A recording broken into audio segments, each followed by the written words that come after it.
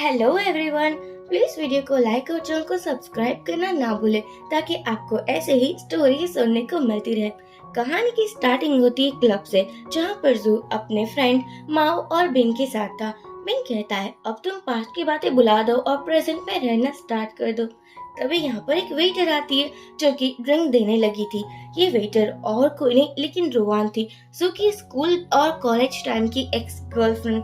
जैसे ही रुवान जू को देखती है वो तो यहाँ से जाने ही वाली थी, पर पास का एक सीन दिखाया जाता है। एक्चुअली रुवान ने कहा था कि जू ने चोरी की है। उसने जो एग्जाम पेपर्स होते हैं वो ऑलरेडी उसको ले लिया है और उसको सब कुछ पता था कि आंसर क्या था, जिसके बाद हमारी जू को जेल हो जाती है। जेल में भी उसे बहुत सफर करना पड़ता है, इवन कि उसके अंकल ने भी उसको बहुत डांटा था। ये सब कुछ सफर करने के बाद आज भी जू की आंखों में रुवान के लिए प्यार ही प्यार नजर आ रहा था। लेकिन क्या ही करे, इतना सब कुछ बर्दाश्त किया था, वो भी रुवान की वजह से, इसलिए वो उसे इतनी आसानी से जाने नहीं देगा अपनी लाइफ से। अब जबकि रुवान मिल ही चुकी है तो वो फुल रिवेंज मोड पर आ चुका था। यहाँ जू पैसा देकर बोलता है चलो मेरे क्लोज आओ और अपने सभी फ्रेंड्स को भी भगा देता है। एक्चुअली जू चाहता था कि रुवान उसको ड्रिंक करवाए और यहाँ रुवान ने ड्रिंक का ग्लास भी लिया था। सो बोलता है पर मुझे तो जूस पीना है। रुवान वो भी ग्लास ले लेती है जूस वाला और जू को देने वाली थी, पर जू को अलग ही स्टाइल में पीना था। वो जो जूस था वो हमारी रुवान पर गिरा देता है और बाद में उसको किस करते हुए वो जूस पीने लगा था। यह रुवान सोचती है आई नो मैंने तुम्हारे साथ बहुत गलत किया है, पर मैं क्या ही कर सकती थी। मेरी बहुत सारी मजबूरियां हैं जो अब मैं अगर तुम्हें एक्सप्लेन भी करूंगी तो मुझे नहीं लगता कि तुम मेरी बातों पर यकीन करोगे। जू बोलता है अच्छा मुझे अच्छे से पता है कि तुम्हें सबसे ज्यादा प्यार पैसों से है, मैं तुम्हें पैसे दूंगा। तुम्हें इंसल्ट फील होगी या नहीं? पर रुवान तो वो पैसे उठाने लगी थी। एक्चुअली रुवान की जो सिस्टर रीना थी वो डिसेबल थी। रुवान हर बार अपनी सिस्टर के लिए कुछ भी करती थी, क्योंकि रुवान की जो डैड और स्टेप मॉम थी वो भी उसको पैसे नहीं देते थे और ना ही रीना के हॉस्पिटल बिल्स पे करते थे। जू के साथ उसने जो भी पास्ट में किया था, जो ब्लेम्स लगाए थे, वो भी पापा के कहने पर ही किया था, क्योंकि उसको अपनी सिस्टर को बचाना था। बाद में रुवान चाहती है अपना काम करने के लिए। यह मैनेजर उस पर गुस्सा करने लगे थे, तुम्हारी हिम्मत कैसे हुई वीआईपी गेस्ट के साथ पार्टी शादी करने की, तुम्हें पता नहीं है क्या हमारे क्लब की रेपुटेशन क्या है? तभी माओ आकर रुवान को बचा लेता है। माओ शुरू से ही रुवान को लाइक करता था, लेकिन रुवान ने कभी भी इंटरेस्ट शो ही नहीं किया था। अब रुवान फिर से जा रही थी, उसे एक और मैन मिलता है जिसका नाम वांग था। यह और मैन बोलता है तुम तो मेरी फियोंसे हो ना? रुवान कहती है नहीं, आपको सर कोई गलत फहमी हुई होगी। लेकिन वो ऑल मैन हमारी रुवान को छोड़ ही नहीं रहा था, वो अपने रूम में भी उसको लाता है। लेकिन रुवान यहाँ से भाग चुकी थी। बाहर जू था जो कि रुवान के बारे में ही सोचे जा रहा था। वो सोच रहा था कि रुवान अब मैं तुम्हें खुद से दूर नहीं करने वाला। आई नो नफरत तो बहुत ज्यादा है लेकिन प्यार भी उतना ही है ना। बिन जू को समझाता है देखो आई नो जो भी पास्ट में हुआ तुम्हारे साथ वो बहुत गलत था, लेकिन तुम अब कुछ बिगाड़ना मत, अब तुम्हारी लाइफ अच्छी है तो अच्छी ही चलने देना। तभी यहाँ पर रुवान आती है और जू की कार पर बैठ जाती है। जो ऑलमैन वांग था उसके बॉडीगार्ड्स को लगता है कि रुवान तो जू की गर्लफ्रेंड है, इसलिए यहाँ से चले जाते हैं। एक्चुअली रुवान ने जू को किस कर लिया था। अब जू बोलता है अब किस कर ही लिया है तो मुझे लगता है मुझे और भी फायदा उठाना चाहिए ना। रुवान मना करती है लेकिन जू उसकी एक भी बातों को नहीं सुनता और कहता है अब से तुम मेरी हो, देखो तुम्हें मुझे रीपे भी तो करना है ना, तुमने मेरे साथ इतना गलत किया था तो अब सब कुछ भरपाई करने का टाइम आ चुका है। रुवान सोचती है ठीक है अगर पैसे मिलेंगे तो मैं कुछ भी करूंगी। तो उसे अपने घर पर लाता है और कहता है तुम्हें अच्छे से पता है मैं कितना पॉजिटिव हूँ, मेरी कोई भी चीज को कोई भी टच करे ये मुझे गवारा नहीं है। और रुवान के ऊपर वाइन गिराते हुए बोलता है तुम्हें शावर लेना चाहिए ना बेबी, देखो उस ऑयल मैंने तुम्हें टच किया था तो तुम गंदी हो चुकी होगी। रुवान ये सभी इंसल्ट बर्दाश्त किए जा रही थी क्योंकि उसको पता था इसके अलावा वो कुछ भी और नहीं कर सकती। अब यहाँ पर जो एक कंपनी का प्रेसिडेंट बन चुका था, वो बहुत रिच फैमिली से तो बिलोंग करता ही था, लेकिन अब वो पावरफुल भी बन चुका था। और जबकि रुवान अभी भी एक मामूली एम्प्लॉय है। यहाँ पर वांग जिसको लग चुकी थी उसको गुस्सा आ रहा था। रुवान ने उसको बेवकूफ बना दिया है क्योंकि जू जैसे आदमी के साथ रुवान कभी भी नहीं हो सकती। यहाँ पर जू के साथ उस ऑल मैन यानी कि वांग का एक प्रोजेक्ट डील साइन होने वाला था, इसलिए जू उस ऑल मैन यानी कि वांग से मिलने के लिए आता है। यहाँ पर वांग बातों ही बातों में पूछता है पता है मेरे एक फियांसे है जो यंग है, वो कल रात तुम्हारे कार में थी, तो उस लड़के के साथ तुम्हारा कुछ चक्कर तो नहीं चल रहा है ना? जू बोलता है, आप क्या बात कर रहे हो मिस्टर वांग? आपको पता होना चाहिए कि मैं प्रेसिडेंट हूँ और वो भी जेन कंपनी का, तो मेरा किसी भी लड़की के साथ चक्कर चलना ये इम्पॉसिबल है ना। और वैसे भी मामूली सी लड़कियों के साथ मेरा क्या ही चक्कर होगा।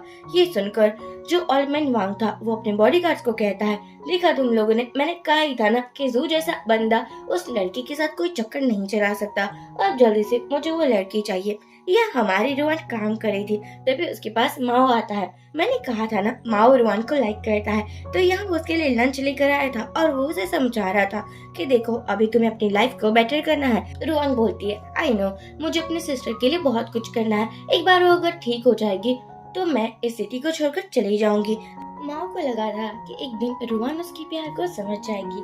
बाद में रुआन अपने घर पर आती है। एक्चुअली वो अपने पापा के घर पर नहीं रहती थी, तब जाकर उसको पता चलता है कि यहाँ पर उसकी सिस्टर ट्रीना नहीं है। तभी रुआन को उसके पापा के घर से कॉल आता है। वो अपने पापा के घर पर जल्दी से आती है और कहती है, बताओ मेरी सिस्टर कहाँ है? स्टेप मॉम आकर बोलती है, कहना पड़ेगा अपने सिस्टर के लिए तो तुम कुछ भी कर सकती हो, पहाड़ों से भी तो तुम वापस आ सकती हो। ये सुनने के बाद रुआन बोलती है, आप बकवास करना बंद कर दीजिए और मुझे बताइए कि मेरी सिस्टर कहाँ है। स्टेप मॉम रुआन और रीना को बिल्कुल लाइक नहीं करती थी। लाइक करेगी भी कैसे? रुआन और रीना के होते हुए स्टेप मॉम के पास कोई भी प्रॉपर्टी नहीं थी। तभी यहाँ पापा आते हैं और कहते हैं कि तुम्हें एक डिनर पार्टी पर चलना होगा, तभी तुम्हारी सिस्टर तुम्हारे साथ रहेगी, वरना मैं उसे दूर कर दूंगा। रुआन बोलती है, लेकिन वो आप ही की बेटी है, आप इतना बुरा सलूक क्यों कर रहे हो? पापा बोलते हैं, आई नो वो मेरी बेटी है, लेकिन वो डिसेबल भी तो है ना, और उस डिसेबल का मुझे कोई काम नहीं है। यहाँ पर रुआन को पता था कि रीना इस टाइम पर बहुत अपसेट होगी, क्योंकि वो तो अपने पापा को बहुत प्यार करती थी, लेकिन पापा तो कभी रीना को देखने तक नहीं आते, इसलिए रीना के पास रुआन ही थी। अब हम देखते हैं कि वहीं ऑलमैन यानी कि वांग के पास रुआन और पापा आते हैं। पापा ने रुआन को एक ड्रेस भी दी थी जिस पर वो बहुत सुंदर लग रही थी, और जो ऑलमैन की आंखें थी वो रुआन की ड्रेस पर ही थी। अब तो आप समझ ही चुके होंगे ये कितना बड़ा ठरकी है ना। रुआन कहता है, तुम्हें मुझसे सॉरी कहना चाहिए और ड्रिंक भी करनी चाहिए। अब रुआन इस बात पर तो मान जाती है, सोचती है कि ड्रिंक करने में कौन सी ही बुराई होगी, लेकिन ड्रिंक करने के बाद उसको चक्कर आने लगे थे। यहाँ पर पापा और वांग ने मिलकर ये प्लान बनाया था। अब हम देखते हैं कि वो ऑलमैन वांग रुआन को एक रूम पर लाता है और कहता है कि उस रात जो मैंने काम अधूरा छोड़ दिया था, आज मैं वो कंप्लीट करूँगा। तुम्हें पता भी नहीं होगा, लेकिन मैं तुम्हें बहुत लाइक करता हूँ। अब कुछ नहीं था, ऑलमैन वांग को हर एक लड़की अपने बेड पर चाहिए थी, लाइक वो किसी को नहीं करता था। तभी यहाँ बार बार सू का कॉल आया जा रहा था। सू का कॉल वांग उठाता है और बातें करने लगा था। उसी बातों में रुआन की भी आवाज जू तक पहुँच जाती है। अब हम देखते हैं जू समझ जाता है कि कहीं ना कहीं उस ऑलमैन वांग के साथ रुआन है, और वो सोचता है क्या मुझे उसको बचाना चाहिए। यहाँ रुआन ने ऑलमैन के प्राइवेट पार्ट पर हिट किया था और वो यहाँ से जैसे तैसे बाहर बालकनी में भागती है। ऑलमैन वांग बोलता है कि तुम यहाँ से बचकर कहाँ जाओगी? हमारी रुआन बहुत डेयरिंग बाज थी, वो नीचे कूद जाती है और यहाँ से भी जाने वाली थी। तभी पापा आकर बोलते हैं, पता है वांग ने मुझे बहुत बड़ा इन्वेस्टमेंट दिया है, इसलिए तुम्हें उसके साथ ही रहना होगा, जाओ उसके साथ नाइट स्पेंड करो। रुआन बोलती है, आप मेरे पापा हो, आपको जरा भी शर्म नहीं आती ये सभी बातें करते हुए? मैं कभी भी उस बंदे के साथ नहीं जाऊंगी, मेरी भी कोई लाइफ है और मैं अपनी लाइफ को रिस्क में नहीं डालूंगी। यहाँ पर हमारी रुआन बेहोश तक हो चुकी थी। तभी जू आता है और वो भी बहुत स्टाइलिश वाली एंट्री लेते हुए। वो एकदम गोबलिन का हीरो ही लग रहा था, क्योंकि अम्ब्रेला भी थी और बारिश भी थी। जैसे ही जू आता है वांग बोलता है, तुम यहाँ क्या कर रहे हो? लगता है कि तुम्हें इस लड़की की फिक्र है। जू कहता है, फिक्र कैसे ना होगी, ये मेरी वुमन है और तुम लोगों की हिम्मत भी कैसे हुई इसको टच करने की। अब यहाँ पर जू थोड़ा पॉजिटिव बन रहा था और इसलिए बात थी, जू कितना भी डिनाई कर ले कि वो रुआन को प्यार नहीं करता, अब उसके दिल में रुआन के लिए कोई फीलिंग्स नहीं है, लेकिन ये सब कुछ कहने सुनाने की बात थी। यहाँ पर हमारा जू रुआन को उठाते हुए लेकर जाता है और पापा और वांग तो देखते ही रह चुके थे। ऑब्वियसली बात थी, कुछ करने की तो उन लोगों में हिम्मत थी नहीं। माँ भी देखता है कि जू रुआन को अपने घर पर लाया है, इवन कि जू ने तो डॉक्टर भी बुला लिया था। और यहाँ पर जैसे ही रुआन को होश आता है, एक्चुअली वो नशे में ही थी, वो जू को बोलती है कि फाइनली तुम मेरे पास हो। जू बोलता है, तुम्हें पता भी चला है तुम किसके साथ बात कर रही हो? रुआन बोलती है, ऑफ कोर्स तुम मेरे एक्स बॉयफ्रेंड हो। जो अपने आप पर कंट्रोल नहीं कर पाता और रुआन के साथ नाइट स्पेंड करता है। जैसे ही रुआन जगती है वो बाहर आती है और कहती है, कल रात हम दोनों के बीच में क्या हुआ था? जो कहता है, वही हुआ था जो होना चाहिए। बाद में वो एक कॉन्ट्रैक्ट देता है जिस पर लिखा हुआ था कि रुआन किसी भी मैन के क्लोज नहीं जा सकती। अब जो भी रुआन ने पास्ट में जो के साथ किया था, उसको जेल भिजवाया था, उसका रीपे करना होगा और उसके बदले रुआन को जो के साथ ही रहना होगा।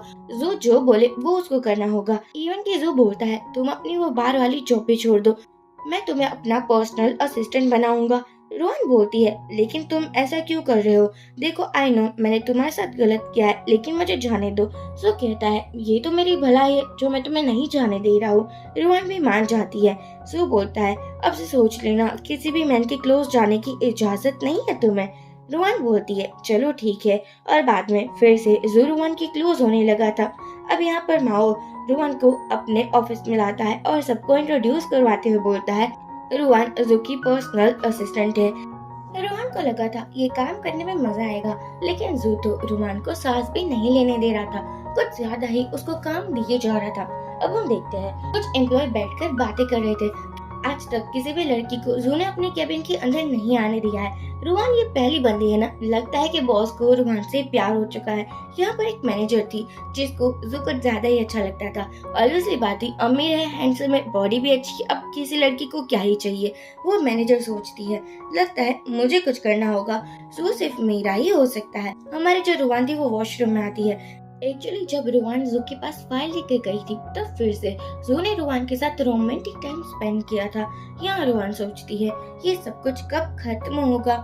रोहन के पास एक बंदी आती है और कहती है, बॉस को नेक्स्ट प्रोजेक्ट की फाइल चाहिए। रोहन वो भागते हुए लेकर जा रही थी, तभी मैनेजर उसके सामने आ जाती है और टकरा भी जाती है। रोहन देखती है सभी फाइल्स गिर चुकी है, लेकिन वो उठाने लगी थी। रोहन को लगा था कि वो फाइल आ चुकी है। बाद में वो जू के पास जाती है और वो उसको फाइल देती है। जू बहुत गुस्से में आ जाता है और कहता है, ये तुम कौन सी फाइल लाई हो? तुम्हें समझ नहीं आता क्या? ये कोई भी इंफॉर्मेशन नहीं है। रोहन ये देखकर सोचती है, ऐसा कैसे हो सकता है। तभी वो मैनेजर आती है और फाइल देते हुए बोलती है कि ये फाइल तो रोहन वॉशरूम में ही भूल चुकी थी। कितनी लापरवाह लड़की है ना। ये सुनने के बाद रोहन को अच्छे से समझ आ रहा था कि ये जानकर मैनेजर कर रही है, क्योंकि उसको लगता था कि जू की नजरों में महान जो बनना है, पर माओ को पता था कि ऐसा सब कुछ रोहन नहीं कर सकती। अब हम देखते हैं कि रोहन कॉफी बना रही थी। वहाँ पर मैनेजर आती है और कहती है कि अच्छे से बताए तुम जैसे लड़कियाँ कैसी होती है, हैंडसम और अमीर लड़का दिखाने तो उसके पीछे ही पड़ जाती हो। रोहन कहती है, तो तुम भी तो वही हो ना। यहाँ पर मैनेजर रोहन को गिरा देती है और उसके ऊपर पानी भी गिराने वाली थी, वो भी हॉट वाटर। तभी माओ आकर रोहन को बचा लेता है। ये सब कुछ जू ने देख लिया था और उसको कुछ ज्यादा ही गुस्सा आ रहा था। माओ बोलता है कि मुझे पता चल चुका है, मेरे पास प्रूफ है कि कैसे तुमने रोहन को फंसाया था। और यहाँ पर वो मैनेजर को बाहर ही निकाल देता है। माओ जू के पास आता है और कहता है कि इसमें तो कोई गलती नहीं है रोहन की। वो मैनेजर जानकर रोहन की रेपुटेशन खराब कर रही थी ताकि तुम उसको जॉब से निकाल दो। लेकिन जू को अब इन सभी बातों से कोई फर्क नहीं पड़ता था। रात में जू रोहन को उसकी बहन रीना से मिलवाने के लिए लाता है। रोहन रीना को देखकर बहुत खुश थी, क्योंकि अब उसका अच्छे से ट्रीटमेंट भी हो रहा था जो जू ही करवा रहा था। रीना बोलती है, लगता है कि जू इतने सालों के बाद भी तुम्हें भुला नहीं पाया। उसकी आंखों में आज भी वही प्यार देखने को मिलता है। तो क्या कहना है, तुम उसे एक मौका देना चाहती हो? रोहन सोचती है, ओह माय डियर सिस्टर, तुम्हें कैसे पता कि वो मुझे चांस दे रहा है? वो चांस नहीं, लेकिन मुझे तो परेशान किया जा रहा है। रीना बहुत मासूम और भोली सी थी, इवन की बहुत प्रीटी भी थी, रोहन की ही तरह। बाद में हम देखते हैं कि जो ऑलमेट वांग था, उसको पता चलता है कि उसकी कंपनी में बहुत लॉस हुआ है। यहाँ पर उसको ये भी पता था कि जू के अलावा तो कोई कर ही नहीं सकता। रोहन घर में आती है और जू को मेडिसिन दे रही थी। तभी वो जू को देखती है जिसने अपना टी शर्ट नहीं पहना था। रोहन सोचती है, इससे तो मुझे अपनी पर्सनल मेड ही बना कर रखा है, क्या ही बात हो चुकी है ना। और बाद में रोहन जू के क्लोज आकर बोलती है, मुझे रीपे करना है। और यहाँ पर ये फिर से नाइट स्पेंड करते हैं। मॉर्निंग में वो थोड़ा लेट हो चुकी थी, तभी उसको एक लड़की मिलती है जिसका नाम वही था। वही कहती है, ये प्रेसिडेंट को दे दो।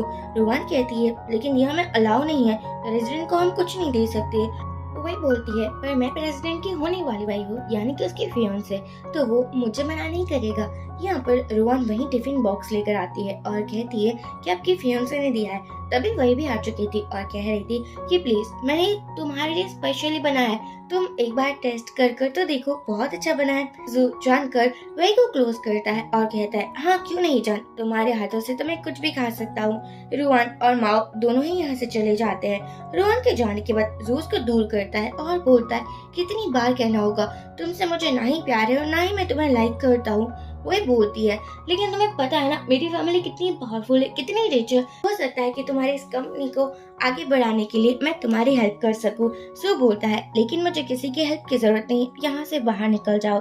बाहर जाकर वही बहुत रो रही थी, इवन कि उसको पता था कि जू उसको लाइक नहीं करता, लेकिन वही तो करती है ना। तभी वो मैनेजर आती है और कहती है कि तुम रो क्यों रही हो, तुम तो हमारी मैडम हो ना। वही कहती है जू मुझे लाइक ही नहीं करता। मैनेजर बोलती है वो तुम्हें लाइक कैसे करेगा, उसके पास तो ऑलरेडी रुआन है ना। ये सुनने के बाद हमारी वही अपने अंकल को कॉल करती है और कहती है कि जू और किसी लड़की को डेट कर रहा है, अब उसका क्या करना है। अंकल कहते हैं तुम उन सबको खुद ही संभालो। अब हम देखते हैं कि रुआन एक प्रोजेक्ट साइन करने के लिए गई थी, जो उसके साथ एक कलीग आई थी, वो भी इन सभी प्लान में इंक्लूड थी, इसलिए वो चली जाती है। यहाँ पर वो बंदा कुछ ज्यादा ही एक्टिंग करने लगा था कि वो बीमार है। अब ऑब्वियसली बात थी, सामने कोई बीमार है तो उसका थोड़ा बहुत तो केयर करना बनता है ना। रुआन हम डरती दिखा रही थी, लेकिन वो बंदा कहता है लगता है कि तुम मुझे लाइक करती हो, कोई बात नहीं, मुझे लगता है कि तुम्हें और भी प्रमोशन चाहिए। रुआन कहती है मुझे ऐसा कुछ नहीं चाहिए। तभी इन लोगों के कोई फोटोज ले रहा था और ये फोटो सभी एम्प्लॉय तक भी पहुंच जाते हैं। सभी एम्प्लॉय रुआन के बारे में गलत गलत बातें करने लगे थे। जैसे ही रुआन आती है वो सोचती है ये सब कुछ क्या है, माओ उसकी हेल्प भी कर रहा था। और यहाँ पर जब जू को ये बात पता चलती है वो इतने गुस्से में आ जाता है कि क्या ही बताओ। वो सोचता है रुआन तुम पहले जैसी नहीं रही हो, तुम बदल चुकी हो।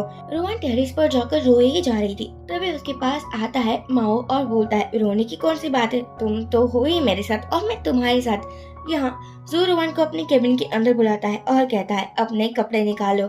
इवन की जू को इतना गुस्सा आ रहा था कि मेरे होते हुए तुम किसी और मैन के क्लोज भी कैसे गई, तुम्हारी इतनी हिम्मत हो चुकी है क्या। रुआन बोलती है मैंने कुछ गलत नहीं किया, लेकिन हमारा जू कहाँ ही मानने वालों में से था।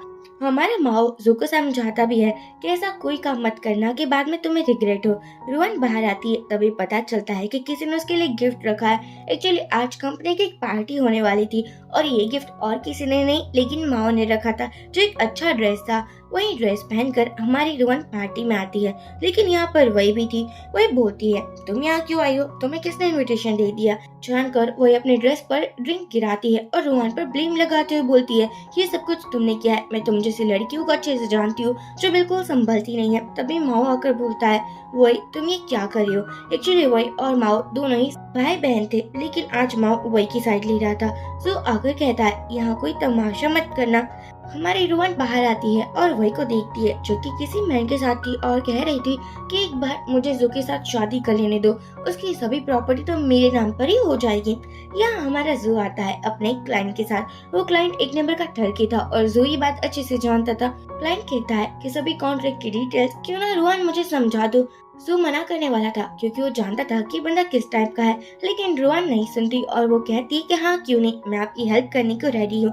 यहाँ पर वो उसके साथ रूम में आती है, वो कुछ डिस्कशन करती है। उससे पहले उस बंदे को एक कॉल आता है और रुआन को बाहर जाने को बोलता है। रुआन बाहर आती है और उसे अपने सिस्टर के बारे में पता चलता है कि उसकी तबीयत ठीक नहीं है। वो भागी भागी उसके पास जाने वाली थी, लेकिन तभी उसे जू मिल जाता है। और अब जबकि जू मिला था तो 2-3 बातें तो सुनाएगा ही ना। वो कहता है मेरे अलावा तुम्हें कोई भी मैन चलता है, लेकिन मैं नहीं चलता। कहना पड़ेगा कि तुम्हारे अंदर बहुत एबिलिटी है, तुम कुछ भी कर सकती हो और तुम करती भी तो हो ना। क्या रुआन बोलती है प्लीज मुझे जाने दो, मेरी सिस्टर की तबीयत ठीक नहीं है। जो उसे जाने देता है। हॉस्पिटल में आकर पता चलता है रीना की तबीयत कुछ ज्यादा ही ठीक नहीं है, उसका एक इमरजेंसी ऑपरेशन करना होगा जिसके लिए रुआन को बहुत पैसे चाहिए होंगे। यहाँ रुआन इतनी अपसेट हो जाती कि क्या ही बताऊं। ऑब्वियसली बात थी हमारे रुआन की सैलरी तो हाई थी, लेकिन उसमें से रेंट खाने पीने का सब कुछ भी तो कट रहा था ना। रुआन सोचती है मैं क्या ही करूंगी। अगले दिन हमारा जू रीना से मिलने के लिए आता है। रीना यहाँ पर जू को एक सच्चाई बताती है। एक्चुअली जब रुआन ने जू पर इल्जाम लगाया था और कहा था कि हाँ इसी ने सब सब कुछ किया है। वो ये सब कुछ करना नहीं चाहती थी, लेकिन पापा ने बोला था कि अगर तुमने जू को जेल में नहीं भिजवाया, रीना को बचाने की खातिर हमारी रुआन ने इतना सब कुछ किया था। इवन कि हर बार रीना की खातिर ही वो प्रॉब्लम में आती थी। वो रीना के लिए कुछ भी कर सकती थी। और यहाँ रीना कहती है, प्लीज उसे माफ कर देना। आई नो तुम्हें उसके लिए नफरत होगी, लेकिन इतनी नफरत मत रखना। रात में हमारा जू घर पर आ चुका था। वो रुआन की कितने टाइम से वेट कर रहा था। इवन की कॉल भी करता है, रुआन तो कोई आंसर ही नहीं दे रही थी। अब देखी कैसे रुआन लाइव स्ट्रीमिंग कर रही थी और उसके थ्रू कुछ ब्यूटी प्रोडक्ट्स को सेल कर रही थी। रुआन ने सोचा था इसके थ्रू वो बहुत पैसे कमाएगी और अपनी बहन रीना का इलाज भी करवाएगी। रुआन घर के अंदर आती है, पर जिसको देखने के बाद जू इतना गुस्से में आ चुका था। वो कहता है, तुम ठीक है? कॉन्ट्रैक्ट भूल चुके हो क्या? तुम्हें वही करना है जो मैं कहता हूँ। मेरी कॉल अटेंड क्यों नहीं किए? अभी घर के बाहर निकल जाओ। रुआन एक्सप्लेन करने की ट्राई तो बहुत करती है, लेकिन जू हर बार की तरह इस बार भी नहीं सुनता। अब हम देखते हैं रुआन बाहर जाती है, जहाँ पर उसे वही मिलती है। वही कहती है कि तुम जू के घर पर रहती भी हो क्या? रुआन बोलती है, हाँ रहती हूँ, तो क्या ही हो चुका, और यहाँ से चली जाती है। जिसके बाद वही किसी को कॉल करती है। अब हम देखते हैं कि जू की तबीयत ठीक नहीं थी। डॉक्टर बोलता है कि तुम्हें पता तो है रुआन के साथ रहने के बाद तुम्हारी तबीयत ठीक रहती है, तो उसके साथ रहा करो ना, उससे दूर जाने की ट्राई भी क्यों कर रहे हो? अब हमारी रुआन ने पैसे भी बचा लिए थे और वो अपनी सिस्टर से मिलने के लिए आती है। बाद में वो देखती है पानी तो है नहीं, तो पानी लेने के लिए जाती है। जैसे ही वापस आती है उसे रीना नहीं मिलती और पता चलता है कि एक लड़की उसे लेकर चली गई है। रुआन को पता चलता है कि ये और किसी का नहीं, लेकिन वही का काम है। यहाँ जू तक भी असिस्टेंट ने ये न्यूज पहुंचा दी थी। जू बोलता है, जल्दी से पता करो कि रुआन और रीना दोनों ही कहाँ हैं। जू को यकीन हो रहा था कि रीना ने जो कहा था वो सब कुछ सच है। उसको बहुत टेंशन हो रहा था। मेडिसिन लेता है और बोलता है कि मैं तुम्हारे पास जरूर आऊंगा। यहाँ रुआन आती है। एक्चुअली ये सभी प्लानिंग और किसी की नहीं, लेकिन वही की थी। वही चाहती थी कि जैसे तैसे कर रुआन और जू को दूर कर दिया जाए, क्योंकि वही जू से इतना प्यार नहीं करती थी, लेकिन उसके पैसों से जरूर प्यार था। और अगर पैसे चाहिए तो जू के साथ शादी तो करनी होगी ना। रुआन बोलती है, तुम मेरी सिस्टर को छोड़ दो, मैं सिटी से इवन कि इस कंट्री से भी बहुत दूर चली जाऊंगी। मैं तुम्हारे जू के लाइफ में नहीं आऊंगी। वही बोलती है, मुझे नहीं लगता कि जू तुम्हें दूर करेगा। ऑब्वियसली बात है, तुम उसकी फेवरेट जो हो। रुआन कहती है, तुम इसकी टेंशन मत लो। तभी यहाँ पर माओ आता है। वही जैसे ही माओ को देखती है, उसको देखकर भी उसे डर नहीं लग रहा था। रीना कहती है, प्लीज हमें जाने दो।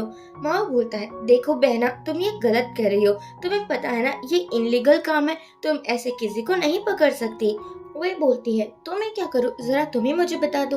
आज तक तुम मेरे साइड थे, लेकिन जैसे ही तुम्हारी लाइफ में रुआन आई, तुम उसकी साइड चले गए, तुम उसकी बातें मानने लगी, उसकी साइड लेने लगे, तो मैं भला कहाँ जाऊंगी? लगता है कि तुम्हें भी यहाँ बंधना होगा। इवन कि अब तो वही ने अपने भाई को भी बांध लिया था और कह रही थी कि तुम लोगों को मिलकर अब मुझे जू के करीब करना होगा। मैं जू से किसी भी हालत में शादी करूंगी। यहाँ वही को देख कर ही लग रहा था कि मेंटली वो स्टेबल तो हो ही नहीं सकती। अगर स्टेबल होती तो खुद के भाई को कभी पकड़ती ही ना। तभी यहाँ जू आ जाता है। वो रुआन से बोलता है, बताओ तुमने हमारा बेबी अबॉर्ट क्यों करवा दिया? क्योंकि यहाँ पर ये बात जू को पता चल चुकी थी कि कॉलेज टाइम में रुआन प्रेग्नेंट थी, और ये बात आज तक कभी भी रुआन ने जू को बताई तक नहीं थी। अब तो होना ही था ना। सो इतने गुस्से में हो चुका था कि क्या ही बताऊं। माँ बोलता है, ये सभी बातें करने का भी कोई टाइम है क्या? पहले हमें यहाँ से छुड़ाओ, फिर तुम्हारी बातें करते रहना। रुआन बोलती है, हाँ मैंने कर दिया। तुम्हारा बेबी मुझे नहीं चाहिए तो तुम क्या ही कर लोगे? जू की आंखों में पानी आ चुका था। वो कहता है, तुम मुझसे इतनी नफरत करते हो, ये देखकर ही मुझे पता चल रहा है। बाद में वो उसे कहता है, तुम यहाँ से जा सकती हो। ये देखने के बाद वही भी समझ जाती है कि वो यहाँ कुछ कह नहीं सकती है। रुआन एक्सप्लेन करती है कि मैं क्या ही करती, मैं कुछ कर भी सकती हूँ, मेरे पास कोई राइट भी है क्या? उस टाइम भी तुमने मेरा यकीन नहीं किया था। मैंने जब एक्सप्लेन करने की ट्राई की थी तो तुमने मुझे धोखेबाज समझा था, और आज भी तुम मेरा यकीन नहीं करने वाले, तो मुझे तुम्हें कुछ भी नहीं कहना है। अब हम देखते हैं कि माओ और रुआन मिलकर रीना को हॉस्पिटल लाते हैं। डॉक्टर बोलते हैं कि इसकी कंडीशन और भी बिगड़ चुकी है, हमें जल्द से जल्द ऑपरेशन करना होगा। तुम्हारी बहन डिसेबल है, वो चल नहीं पाएगी, लेकिन उसकी हेल्थ भी बिगड़ चुकी है, तो उसका तो इलाज करना होगा ना। माओ कहता है, रुआन डोंट वरी, सब कुछ ठीक हो जाएगा। रुआन कहती है, आई होप हो जाए। बाद में हमारी रुआन सभी डॉक्यूमेंट्स लेकर एक लॉयर के पास जाती है और कहती है कि क्या ये केस आप दोबारा फाइल कर सकते हो। अब हम देखते हैं कि रुआन के पास जू आता है। वो उसे एक हक कर बोलता है कि मुझे तुम चाहिए। यहाँ पर माओ भी था। माओ और जू दोनों के बीच में लड़ाई होने लगी थी रुआन को लेकर। रुआन और इतनी प्रीति थी तो चाहिए ही होगी ना। माओ बोलता है रुआन मुझे ही चूज करेगी। जू कहता है नहीं, वो मुझे चूज करेगी। अब क्या था, इन दोनों के बीच में लड़ाइयाँ होने लगी थी। अगले दिन पता चलता है कि रुआन ने जो केस दोबारा फाइल किया था उसका कुछ रिजल्ट आ चुका है। इवन की जो एविडेंस थे जो रुआन ने दिए थे वो एक्सेप्ट हो चुका था। रुआन अपने घर के अंदर आती है, तभी वो जू को देखती है जो कि उसी के घर के अंदर था। रुआन बोलती है तुम यहाँ क्या कर रहे हो? जू कहता है ये घर मैंने खरीद लिया है तो मैं लैंडलॉर्ड हूँ। ये सुनने के बाद रुआन को गुस्सा तो आ रहा था लेकिन वो क्या ही बोलती। जू कहता है अब से मैं भी यहीं रहूंगा। रुआन को कुछ डॉक्यूमेंट्स दिखाता है। ये डॉक्यूमेंट्स रुआन ने जो एविडेंस सबमिट किए थे वही थे। सू कहता है क्या तुम मेरी हेल्प कर रही हो? रुआन बोलती है ऑफ कोर्स। और अगले दिन ये दोनों कोर्ट पर जाते हैं। एक्चुअली जो भी कुछ क्राइम हुआ था वो जू ने नहीं लेकिन रुआन के पापा ने किया था। पर रुआन के पापा को लगा था कि अगर जू पर ब्लेम डाल देंगे तो क्या ही होगा ना। जू के पेरेंट्स तो है नहीं, उसके अंकल आंटी है। कोर्ट के बाहर बहुत सारे रिपोर्टर्स थे और वो रुआन के साथ बहुत सारे सवाल कर रहे थे कि आप अपने पापा को ही कैसे जेल में डलवा सकते हो, उसको फांसी की सजा होगी तो फिर आप क्या करोगे। यहाँ रुआन कुछ नहीं बोल पाती। रुआन को संभालते हुए लेकर जा रहा था। बीच रास्ते में बहुत सारी कार आ जाती है। हम देखते हैं कि कुछ बॉडीगार्ड्स आते हैं और वो जू के ऊपर अटैक करने लगे थे। पर तभी रुआन बीच में आ जाती है। उसको लग चुकी थी। जू उसको देखकर इतना डर जाता है कि क्या ही बताओ। वो उसे तुरंत ही हॉस्पिटल भी लेकर जाता है जहाँ डॉक्टर बोलते हैं कि रुआन बहुत जल्दी ठीक हो जाएगी। यह रुआन को लग रहा था कि जू उसके साथ नहीं होगा। क्यों ही होगा जबकि जू तो रुआन से इतनी नफरत करता है। लेकिन यहाँ जू को पता था कि पास्ट में जो भी कुछ रुआन ने किया था उसके पीछे एक रीजन था और आज वो हमारे रुआन के साथ था। वो रुआन को कहता है कि मुझे तुमसे बहुत प्यार है। रुआन कहती है तुम तो ठीक हो ना, तुम्हें लगी तो नहीं है ना। जू अपनी चोट दिखाकर बोलता है मुझे भी लगी है। बाहर आकर वो असिस्टेंट को कहता है कि पता लगा वो इन सब के पीछे है कौन। यहाँ पर जू का कैरेक्टर थोड़ा मिस्टीरियस है। वो बिजनेसमैन तो है लेकिन वो सभी बुरे काम भी करता है। जिस आदमी ने रुआन के ऊपर अटैक किया था जू तो उसका काम ही तमाम करवा देता है और इतना खुश नजर आ रहा था कि मैं क्या ही बताऊं। उसके बाद वो रुआन के पास वापस आता है और कहता है कि आज के बाद तुम्हें कोई परेशानी नहीं होगी। रुआन कहती है अच्छा हुआ जो तुम ये कह रहे हो और वो बाद में यहाँ से चली जाती है। पर दूसरी तरफ वही की हालत बेहाल हो चुकी थी। उसको लग रहा था कि उसकी सभी प्लानिंग धरी की धरी ही रह गई। कितना कुछ किया था रुआन और जू को अलग करने के लिए लेकिन कुछ भी प्लान वर्क नहीं किया। बाद में वही को एक आइडिया आता है। वो अपने भाई माओ को कॉल करती है और कहती है बहुत दिनों से तुम घर नहीं आए हो ना, तो क्यों ना तुम घर आ जाओ, मैं तुम्हारे लिए स्पेशल खाना बनाऊंगी। अब भाई था ना माओ हाँ बोल देता है लेकिन वही के दिमाग पर कुछ और ही चल रहा था। यहाँ वो माओ को खाना खिला रही थी और बोलती है कि तुम वाइन भी लो ना, ये वाइन बहुत टेस्टी है। लेकिन वाइन के अंदर कुछ मिलाया हुआ था। जैसे ही माओ वाइन पीता है वो हमारी वही की बातें मानने लगा था। वही पूछती है बताओ रुआन की बहन कहाँ है। यहाँ माओ बता देता है कि वो दूसरे हॉस्पिटल में है। इवन की हॉस्पिटल का एड्रेस भी शेयर कर देता है। अब तो वही तुरंत ही उस हॉस्पिटल में आती है और रीना के बारे में पूछने लगी थी। वो नर्स कहती है आप कौन लगती हो उसकी। वही बोलती है एक्चुअली मैं उसकी फ्रेंड हूँ। नर्स इसलिए मना नहीं करती और कहती है कि आप मिल सकती हो। यहाँ रीना अकेली थी तभी उसके पास आती है वही। रीना बोलती है अब तुम क्या करने के लिए आई हो। वही कहती है तुम्हें क्या पता मैं क्या क्या कर सकती हूँ। वैसे तुम्हारी सिस्टर ने मेरा जीना हराम करके रखा है। मुझे जो पसंद आता है वो उसी चीज पर नजर डाल रही है। मेरा भाई और मेरा लवर भी। अब तुम्हें बताओ मैं क्या ही कर सकती हूँ ना। वही रीना को लेकर कहीं जा रही थी। रीना बोलती है कि तुम कभी भी ऐसे किसी का प्यार हासिल नहीं कर सकती। अगर प्यार चाहिए तो तुम्हें सेक्रीफाइस करना होगा और मुझे नहीं लगता कि जू तुमसे कोई प्यार करता है वरना वो तुम्हारे लिए रुआन को छोड़ सकता था। ये सुनने के बाद वही फिर से पागल हो जाती है। वो पागलों की जैसे कहने लगी थी नहीं जू मुझसे बहुत प्यार करता है, मुझे वो किसी पे हाथ में चाहिए, मैं उससे शादी कर कर ही रहूंगी, वो सिर्फ मेरा है। रीना बोलती है वो तुम्हारा कभी नहीं होगा, और अगर वो रोहन से शादी नहीं करेगा तो तुमसे भी नहीं करेगा, तुम उसके लिए गुड फॉर नथिंग हो।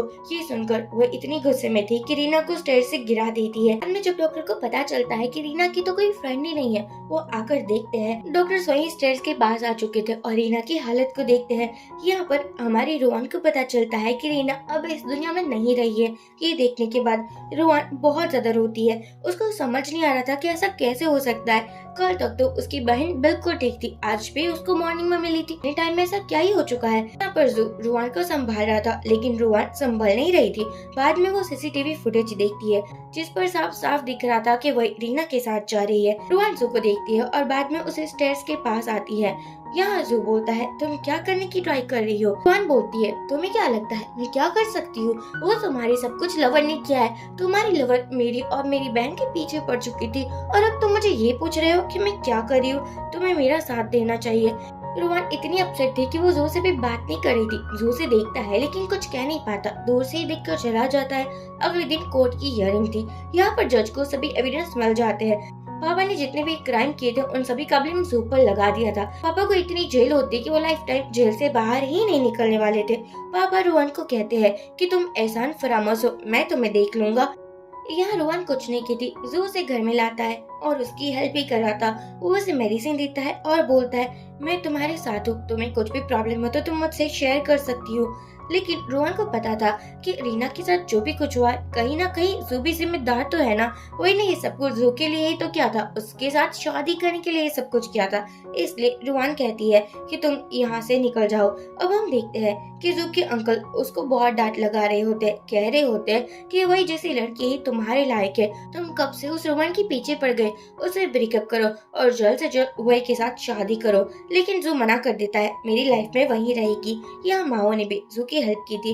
वो उसके पास आता है और कहता है कि मुझे पता है कि तुम स्कूल टाइम से ही रोहन को लाइक करते थे, उससे प्यार करते थे, लेकिन अब लगता है कि मुझे गिव अप करना होगा।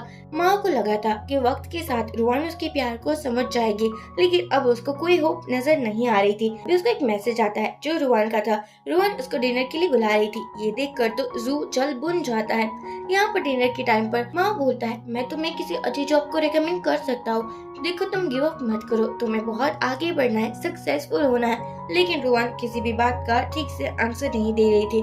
वो बाद में एक माउंटेन पर आती है। रोहन को लगा था कि रीना के बिना उसकी लाइफ ही नहीं है। रीना तो इकलौती उसकी फैमिली मेंबर थी, जबकि उसके पापा ने कभी रोहन और रीना को अपनी बेटियां नहीं समझा है। रोहन के स्टेप मॉम को ही पापा ज्यादा अटेंशन देते थे। यहाँ वो माउंटेन से गिर जाती है। अगली मॉर्निंग जू के पास भी ये न्यूज पहुंच चुकी थी। वो कहता है ऐसा कैसे हो सकता है। वो रेस्क्यू टीम के साथ माउंटेन पर पहुंच चुका था। मेन व्यू से मिलता है और कहता है कि मुझे नहीं लगता रोहन जिंदा होगी। जू बोलता है ऐसा बोलना भी मत, वो जिंदा ही होगी, उसे कुछ नहीं हो सकता, मैंने कहा ना तुम्हें। यहाँ रेस्क्यू टीम भी आती है और कहती है कि कहीं भी हमें रोहन नहीं मिल रही है, अब उम्मीद है कि वो मिलेगी। ये सुनकर जू पागल हो चुका था। वो कहता है किसी भी हालत में ढूंढो ना। बाद में जू रोहन के घर पर आता है और रोहन की पर्सनल डायरी को पढ़ रहा था। डायरी में लिखा हुआ था कि कैसे रोहन जू के प्यार में पड़ी, कैसे रोहन जू के लिए कुछ भी कर सकती है। रोहन ने जू को जेल में भिजवाया था, वो सब कुछ लिखा हुआ था, एक एक पल की डिटेल्स लिखी हुई थी। रोहन को अब पता चलता है जितना पेन हुआ था, जितना हर्ट हुआ था, उससे ज्यादा तो रोहन को हर्ट हुआ होगा, क्योंकि उसने बहुत कुछ बर्दाश्त किया था। अब हम देखते हैं कि हमारे रोहन के बगैर जू तो कुछ नहीं था। यहाँ माओ आता है और जू पर गुस्सा करते हुए कहता है कि मुझे लगा ही था कि तुम किसी के लायक नहीं हो सकते, देखो आज तुम्हारी वजह से क्या हो चुका है। जू को इतना रिग्रेट हो रहा था, इतना गिल्टी फील हो रहा था। वो एक टेम्पल पर आ जाता है और बोलता है बुद्धा मुझे प्लीज माफ कर दो। यहाँ पर एक मॉन्क था जो जू को कहता है अगर तुम सच्चे दिल से माफी मांगो तो वो माफी मिल ही जाती है। और हमारा जू इसी टेम्पल पर था। रोहन को जैसे ही होश आता है उसके सामने मिनी थी। मिनी को देखकर रोहन सोचती है ये कौन है। मिनी कहती है एक्चुअली मैंने ही तुम्हें बचाया है। दूसरी तरफ हम जू को देखते हैं जो कि अभी भी इस टेम्पल पर था। दूर से हमारी रोहन जू को देखती है लेकिन वो उसके पास नहीं जाती। जब जू को एहसास होता है कि यहाँ रोहन है तो वो भाग जाती है। इवन कि हमारी रोहन छुप भी जाती है। उसको लग रहा था कि अब जू के सामने जाने में कोई भी फायदा नहीं है, जितना उसे दूर रहेगी उतना ही खुश रहेगी। ऐसे ही रोहन जू को दूर से ही देखा करती थी, लेकिन अभी भी मिनी को पता था कि रोहन डिप्रेशन में है। अब हम देखते हैं फाइनली जू ने डिसाइड किया था वो मूव ऑन करेगा। रुआन को यही चाहिए था कि जू अपनी लाइफ में खुश रहे, तो जू ट्राई करेगा कि वो अपनी लाइफ में खुश ही रहे।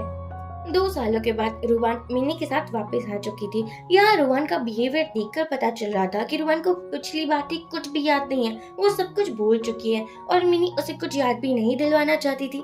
ये दोनों अब बेस्ट फ्रेंड्स बन चुके थे, हर टाइम साथ ही रहते थे। अब हम देखते हैं ये दोनों एक होटल रूम में आते हैं। मिनी ने डिसाइड किया था कि हम बहुत एंजॉय करेंगे, ब्लाइंड डेट्स पर जाएंगे और अच्छे रेस्टोरेंट पे भी जाएंगे। जू को भी पता चला था कि रुवान जैसी दिखने वाली एक लड़की इस होटल में आई है। वो होटल रूम में आता है, लेकिन वहाँ मिनी थी। मिनी जैसे ही जू को देखती है उसको गुस्सा आ जाता है। वो बहुत कुछ सुना देती है कि तुम बहुत ज्यादा कमीने हो, निकलो यहाँ से, किसी अच्छी लड़की को देखा नहीं और लाइन मारने आ गए। देखो सिंगल हो लेकिन तुम्हारे टाइप की नहीं हो, निकलो यहाँ से वरना पुलिस को बुलाऊंगी।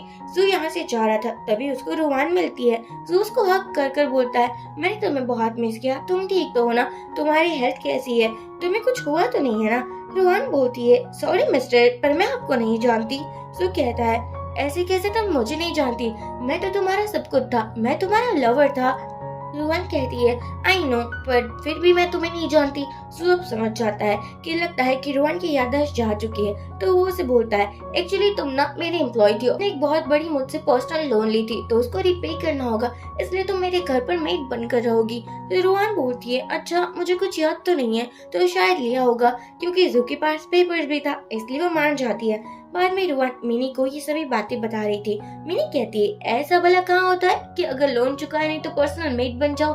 मुझे लगता है कि जरूर कोई तुम्हें बेवकूफ बना रहा है, क्योंकि तुम्हें कुछ याद नहीं है, तो कोई तुम्हारा फायदा भी तो उठा सकता है ना। रुवान कहती है, ऐसा कुछ नहीं है। तभी उसको एक कॉल आ जाता है। वो कॉल और किसी का नहीं लेकिन वही का था। वही उसको मिलती है और बोलती है कि मुझे बहुत रिग्रेट हो रहा है। अब रुवान को कुछ याद नहीं था, तो वो वही को एक अच्छी फ्रेंड ही समझ लेती है। तभी यहाँ जू आता है, ड्रिंक करते हुए कहता है कि वही तुमने बहुत कुछ बिगाड़ कर रखा हुआ है, अब आगे और कुछ तमाशा मत करो और ना ही हमें बर्बाद करो, प्लीज हम दोनों का पीछा छोड़ दो। वही बोलती है, लेकिन मैं तो माफी मांगना चाहती थी। जू कहता है कि अगर माफी ही मांगनी है तो हमसे दूर हो, इसमें तुम्हारी माफी आ जाएगी। बाद में रोती हुई हमारी वही घर पर आती है। वो अपने पापा को बोलती है कि जू मुझसे कभी शादी नहीं करेगा, उसके पास अभी भी रुवान है, वो तो मुझे देखना भी पसंद नहीं करता। अब आप ही बताइए पापा कि मेरा क्या ही होगा। इवन कि जू के पास अभी एविडेंस भी है कि मैंने रीना को धक्का मारा था स्टेयर से। अब मुझे लगता है मैं जेल में चले जाऊंगी, मेरी लाइफ बर्बाद हो जाएगी। पापा कहते हैं, ऐसा नहीं होने दूंगा मैं हूँ तो सही तुम्हारे साथ, तुम्हें टेंशन लेने की क्या जरूरत है। यहाँ रुवान और जू कुछ ज्यादा ही क्लोज थे। जू कह रहा था कि मैं तुम्हारा बॉयफ्रेंड हूँ। अब रुवान को कुछ याद नहीं था, तो जू फुल टू फायदा उठा रहा था। उसे किसी भी हालत में रुवान तो चाहिए ही थी ना। लेकिन रुवान यहाँ से चली जाती है, उसको एंजाइटी जैसा फील हो रहा था, तो अपनी मेडिसिन लेती है और वापस आती है। जू समझ जाता है कि रुवान को अभी परेशान करना ठीक नहीं होगा। वो उसे कहता है कि देखो, मैं तुम्हारा बॉस था और लेकिन तुम्हारी सेक्रेटरी होने के साथ मेरी लवर भी थी। वो उसके क्लोज आ रहा था। रुवान बोलती है, मैं अभी रेडी नहीं हूँ। तभी यहाँ जू वॉशरूम में था, क्योंकि जू ने जो ड्रिंक पी थी उस पर लव टॉनिक था। रुवान ये बात को समझ जाती है और कहती है कि चलो अब तुम जल्दी से ठीक हो जाओ, मैं भी तुम्हारे लिए मेडिसिन लाई हूँ। जू बोलता है कि अगर क्या होगा कि मैं वही के साथ शादी कर लूँ। रुवान कहती है, हाँ ये तो और भी अच्छी बात है ना, वैसे तुम दोनों की फैमिली इक्वल है, दोनों की फैमिली रिच है, अगर ये शादी हो गई तो कितना प्रॉफिट होगा ना। जू को लगा था कि रुवान ये आंसर नहीं देगी, लेकिन रुवान को कुछ याद नहीं था, इसलिए वो यही बोल रही थी कि जो प्रैक्टिकल है। जू कॉल करता है मिनी को और कहता है कि मुझे मॉर्निंग में तुमसे मिलना है। मॉर्निंग में मिनी जू से मिलती है, लेकिन उसका जो एटीट्यूड था वो चेंज नहीं हुआ था। वो जू को बोलती है, क्या है जल्दी बताओ, मेरे पास फालतू लोगों के लिए टाइम नहीं है। जू बोलता है, मुझे जानना है रुवान को हुआ क्या है, वो मुझे पहचान क्यों नहीं रही है और न ही उसे मेरे बारे में कुछ भी याद है। मिनी कहती है, क्योंकि वो सब कुछ भूल चुकी है, रुवान को अपनी पास्ट लाइफ के बारे में याद भी नहीं करना चाहिए। जो समझ जाता है कि अब उसको कैसे रुवान को मनाना है। बाद में वो क्लब में आता है और हमारे माओ को सब कुछ बता देता है कि रुवान की याददाश्त जा चुकी है और वो किसी को पहचाने की नहीं। अब यहाँ माओ ने फाइनली डिसाइड किया था कि वो रुवान के ऊपर से गिव अप करेगा, क्योंकि उसको लगा नहीं था कि इस लाइफ टाइम में वो कभी भी रुवान का बॉयफ्रेंड या हस्बैंड बन पाएगा। माओ यहाँ से जाते हुए बोलता है कि जू देखो, रुवान का ख्याल रखना, वरना मुझसे बुरा कोई नहीं होगा। जू कहता है अच्छा बाबा ठीक है। बाद में वो आता है हमारी रुआन के साथ पार्क में, जहाँ स्टेप मॉम आ चुकी थी। एक्चुअली अब स्टेप मॉम की लाइफ बहुत हार्ड हो चुकी थी। जब तक पापा थे तब तक उसके पास पैसे था और सब कुछ था, और जबकि पापा जेल में है तो पैसे कहाँ से ही होंगे ना। स्टेप मॉम कहती है कि इस लड़की की वजह से मेरी लाइफ बर्बाद हो चुकी है, इवन कि वो यहाँ तमाशा करने लगी थी। देखो ना मेरी बेटी तो मुझे पैसे ही नहीं दे रही है। लेकिन हमारी रुआन उसको इग्नोर करते हुए जा रही थी, लेकिन स्टेप मॉम के पास नाइफ था पर जू बचा लेता है। अब यहाँ पर हॉस्पिटल में आ चुका था जू, उसका इलाज हो रहा था। डॉक्टर कहते हैं कि आप बहुत जल्दी ठीक हो जाओगे, लेकिन जू को लग रहा था अगर वो ठीक हो जाएगा तो रुआन उसका ख्याल कैसे रखेगी, इसलिए वो डॉक्टर को समझा देता है क्या कहना है। जैसे ही हमारी रुआन लंच लेकर वापस आती है तब तक जू बोलता है तुम्हें अब मेरी केयर करनी होगी, मेरे हाथ में लग चुकी है ना। देखो अगर तुम मेरा साथ नहीं दोगी तो कौन ही मेरा साथ देगा। रुआन कहती है ठीक है, मेरी वजह से लगा है तो मुझे तो तुम्हारे साथ देना ही चाहिए, टेंशन मत लो, मैं तुम्हारे साथ हूँ। अब क्या था, जू अपने असिस्टेंट को कॉल करता है और सब कुछ अरेंज करने को बोलता है। रुआन जू के घर पर आ चुकी थी। एक्चुअली वो उसके कुछ ज्यादा ही क्लोज हो रही थी। आज उसको जू कुछ ज्यादा ही अट्रैक्टिव लग रहा था, लेकिन जू कहता है मैं बीमार हूँ ना, तुम मुझसे दूर रहो। रुआन उसको हक भी कर लेती है, लेकिन जू नहीं सुनता और रूम से ही चला जाता है। रुआन थोड़ी सी तो अपसेट हो ही चुकी थी। मॉर्निंग में जू अपने फ्रेंड बिन को बोलता है लगता है रुआन को कुछ याद आ रहा है, वो मेरे क्लोज आने की ट्राई कर रही थी, अब मैं क्या कर सकता हूँ। बिन बोलता है अगर ऐसा मौका मिला है तो जाने क्यों देना है। अब हम देखते हैं मिनी रुआन के पास आती है। वो देखती है कि रुआन रो रही थी। वो पूछती है तुम्हें क्या हो चुका है। रुआन कहती है मुझे तो कुछ नहीं हुआ है। मिनी कहती है देखो तुम्हारे दिल के अंदर जो है उसको एक्सेप्ट कर लो, अगर तुम जो से प्यार करती हो तो उसको एक्सेप्ट कर लो। रुआन कहती है कैसे करूँ जबकि मुझे कुछ याद ही नहीं है। तभी रुआन को कॉल आता है कि जू का एक्सीडेंट हो चुका है। रुआन को लगा था कि कहीं उसका बहुत बड़ा एक्सीडेंट ना हो चुका हो, पर यहाँ जू बिल्कुल ठीक था। और ये सब कुछ देखने के बाद मैंने सोचती है ये कौन सा ही ड्रामा लगा कर रखा है तुम दोनों ने, कभी कहते हो प्यार है और कभी कहते हो नहीं है। यहाँ मिनी और बिन का भी थोड़ी बहुत नोकझोंक देखने को मिलती है। अब हम देखते हैं घर पे आने के बाद रुआन जू की केयर करने वाली थी। कुछ दिनों के बाद वही के पापा को पता चलता है। एक्चुअली वही को तो पापा ने अब्रॉड भेज दिया था, लेकिन उसको वहीं पर गिरफ्तार कर लिया गया था, अरेस्ट कर लिया था, क्योंकि उसके क्राइम बहुत बड़े थे। पापा कॉल करते हैं जू को और बोलते हैं तुम ऐसा नहीं कर सकते, लेकिन जू कहता है मैं कुछ भी कर सकता हूँ। यहाँ पर रुआन को भी अपनी स्टेप मॉम का कॉल आता है। स्टेप मॉम कहती है बेटा प्लीज मुझसे मिल लो ना, मुझे तुमसे कुछ काम है। रुआन थी तो इनोसेंट लड़की ना और मान जाती है। यहाँ पर ये लोग शॉपिंग करने के लिए जा रहे थे, तभी रुआन को कोई पकड़ लेता है। ये न्यूज जू तक भी पहुँच चुकी थी। जिसने पकड़ा था वो रुआन के पापा थे। पापा जेल से बाहर आ चुके थे। रुआन कहती है आप ठीक कैसे हो। पापा कहते हैं मैं ठीक कैसे ना होता, तुम मेरी बेटी होकर मुझे जेल में भेजा था तो मुझे कुछ तो करना था ना तुम्हारे साथ, तुम्हें सबक जो सिखाना था। तभी वो जू को कॉल करता है और कहता है तुम्हारी लिटिल लवर मेरे पास है तो जल्दी से पैसे लेकर मेरे पास आ जाओ, मुझे 5 मिलियन चाहिए। जू कहता है ठीक है पैसे आप तक पहुंच जाएंगे। रात में जू पैसे लेकर आता है। रुआन तो उसे मना भी कर रही थी यहाँ आने की जरूरत नहीं है। तभी यहाँ पर आते हैं वही के पापा। वही के पापा ने और हमारी रुआन के पापा ने मिलकर ये सभी प्लानिंग किया हुआ था। रुआन जू के पास आती है। जू रुआन को किस करता है और बाद में उसको धक्का दे देता है। इवन कि हमारे जू ने तो प्लानिंग कर रखा हुआ था। रुआन बिल्कुल ठीक थी। वो कहती है कि जू तो ठीक है ना, बिना उसको बेहोश कर देता है क्योंकि रुआन को ज्यादा ही पैनिक कर रही थी। अब हम देखते हैं कि हमारा जू हॉस्पिटल में था। उसको देखकर लग रहा था कि उसकी हालत बहुत क्रिटिकल है, इवन कि वो कोमा में भी था। बाद में हमारी रुआन जू को लेकर उसी टेम्पल पर आ चुकी थी। रुआन जू की रोज केयर भी करती थी। रुआन को सब कुछ याद भी आ चुका था।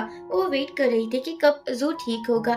जैसे वो एक दिन बाहर आती है वो मिनी और बिन को देखती है जो एक कपल बन चुके थे। वो दोनों के ही साथ आती है जू से मिलने के लिए और यहाँ हम देखते हैं कि जू ठीक हो चुका था, जिसे देखकर रुआन तो उसे हग ही कर लेती है और कहती है थैंक गॉड तुम ठीक हो चुके हो। जू कहता है अरे बाबा मुझे छोड़ भी दो, मुझे सांस तो लेने दो। रुआन कहती है मैं तुम्हारा बहुत टाइम से वेट कर रही थी और वो उसे किस करती है। इसी के साथ ये ड्रामा एंड हो जाता है। तो फ्रेंड्स आप हमें कमेंट के थ्रू जरूर बता दीजिए कि ये ड्रामा आपको कैसा लगा। Thank you.